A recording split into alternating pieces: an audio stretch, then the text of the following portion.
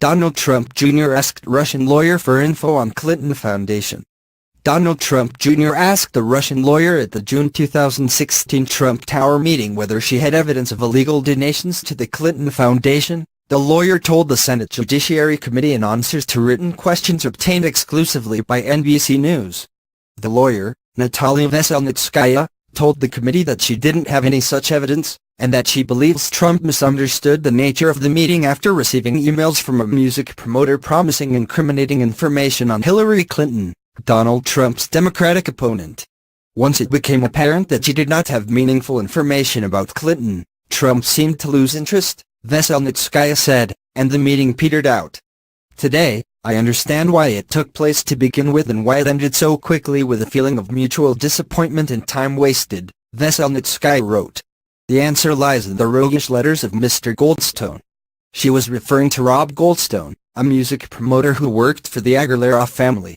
They are Russian oligarchs with Kremlin connections who had business and social ties to the Trump family. Goldstone's emails to Trump Jr. arranging the meeting on behalf of the Agalarovs called Veselnitskaya a Russian government lawyer who had dirt on Clinton as part of the Russian government effort to help Trump. Goldstone has since said he exaggerated. In her 51-page statement to the Senate Judiciary Committee, Veselnitskaya said she did not work for the Russian government and was not carrying any messages from government officials. She said her motive was to get the Trump team to examine what she argues is a fraud that led the U.S. to impose sanctions on Russia known as the Magnitsky Act. Her ultimate goal was a congressional investigation into that matter, she said. She has long argued that U.S.-born hedge fund investor Bill Browder lied about the circumstances of the death of his accountant, Sergei Magnitsky, who died in a Russian jail, and that the U.S. government imposed Magnitsky Act sanctions on Russia, which are named after the accountant, based on a fraud.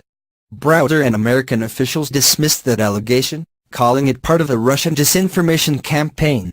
Veselnitskaya said there was no discussion at the Trump Tower meeting of hacker-leaked emails, social media campaigns, or any of the other main aspects of Russian interference in the U.S. election.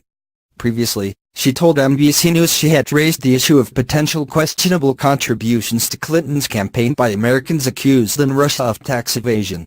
Though some may see her answers as self-serving, Veselnitskaya's written answers reinforce what has long been understood about the Trump Tower meeting, that Donald Trump Jr. accepted it on the promise of incriminating information about Clinton that he had been told was coming from the Russian government. And he asked Veselnitskaya directly whether she had it, according to her written answers. Jared Kushner and Paul Manafort were also in attendance, as were a Russian lobbyist, a Russian businessman and a translator. Special counsel Robert Mueller and the House and Senate investigating committees continue to look into the Trump Tower meeting, according to multiple officials familiar with the probes. Veselnitskaya insists they will find nothing that isn't already known. She says she wishes the meeting had never happened.